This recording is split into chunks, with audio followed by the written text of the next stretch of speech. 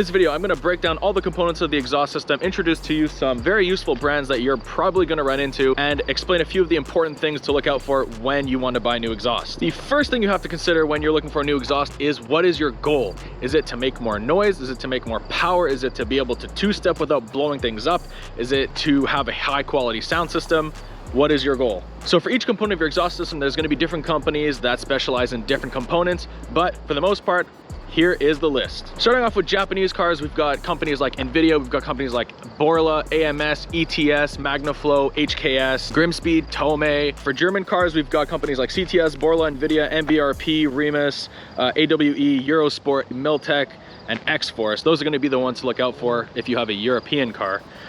For American cars, we've got Borla, Flowmaster, ZZP, Turbo XS, Roush, MBRP, Corsa, AWE, SLP, and Summit Racing. Those are going to be the big ones to look out for. And finally, if you have a Korean car, you're going to be looking for Borla, Magnaflow, ARK, GRIP, I don't know what that is, Thermal R&D, still an MBRP, ISR, Turbo XS, MXP, AFE, GBP, and X-Force.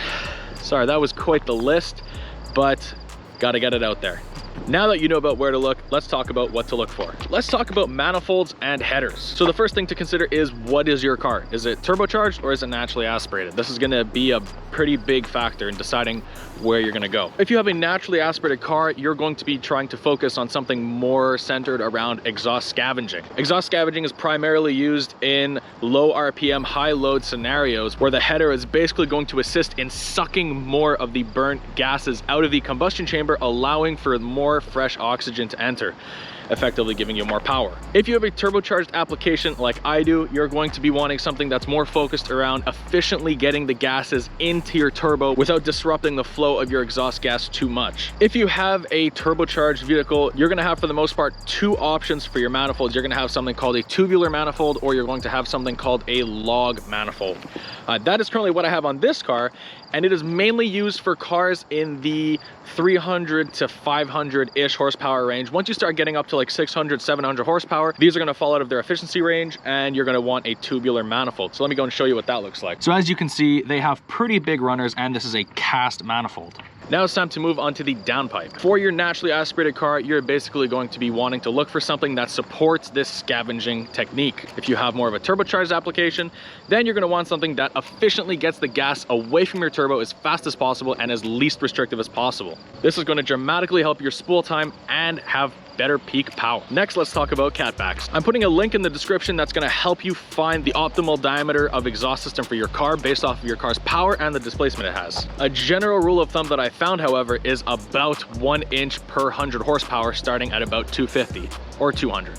So if you have a 300 horsepower car, you're going to want to opt for a 3-inch exhaust, and if you have a 400 horsepower car, you're going to want to opt for more of a 4-inch exhaust. This theory does, however, round off at about 4.5 inches of exhaust diameter.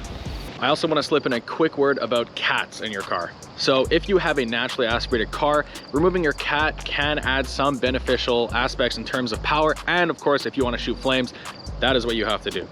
If you have a turbocharged application, then it is almost kind of a necessity for you to remove your cat if you want to start making some real power. Just to give you some rough numbers, when you take off your cat in a turbocharged car, you can expect to see about 20 to 50 wheel horsepower more with an appropriate tune. Now, yes, high flow cats do exist, and you can still see some dramatic improvements with a high flow cat, but once again, it's never going to be as free flowing as a straight 3-inch pipe.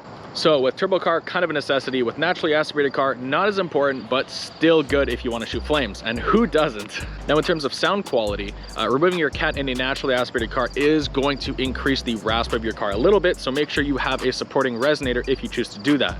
In a turbocharged car, rasp is kind of less of an importance because they just aren't as raspy normally. So I personally have had zero rasp with this car, and it has no cat. Subarus who actually do experience a little bit of rasp when they remove their cat, so make sure that you have a appropriate resonator on your car if you have a Subaru and no cat. I can't speak for too many other brands because it's very hard to tell exactly which car has which exhaust just by hearing it, since there are thousands that sound very similar. Finally, we get to the Axleback right here.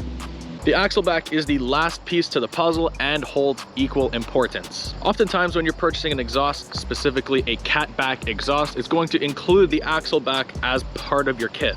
so don't have to worry about that. For choosing the right axle back and effectively the right exhaust, we once again have to circle back to your goal. For example, if you're looking for just pure and utter loudness, then a straight pipe is probably what you're gonna opt for. If you're looking for high sound quality and just overall refinement, then you're gonna wanna look for a high-end muffler or resonator. For performance, something like a high-end muffler, a resonator, or even a straight pipe, but just you have to make sure that the flow characteristics are optimal. For two-step purposes, you would wanna probably go for a resonated exhaust with no muffler or even just a straight pipe, because if you have a nice muffler in there, it's probably just gonna blow it out anyways. If you want my advice that I've applied to my cars and the advice that I give to everybody, move up half an inch from the diameter that you have now, maintain your resonator, get rid of your cat, and put a high quality muffler on your car. It's the exhaust for you as the driver, not the exhaust for everybody else. It's going to provide you a high level of sound refinement, and it's still going to be able to accept high power applications. Anyways guys, now you have all the tools to find the right exhaust for your car. I really hope this video helped. I love making these informational videos for you guys because it just feels like I'm helping contribute to the car community. Subaru. Anyways guys, I love making these kinds of videos for you because it feels like I'm contributing to the car community, which is what it should all be about, even though it's not sometimes. If everybody could go ahead and smash the like and subscribe, it means a lot to me. Put a lot of time into these videos, so it just helps show that you guys like what I'm doing and helps me kind of decide where I'm gonna go next. And as always, make sure to leave a suggestion down below for what you'd like to see in a future video. Take care.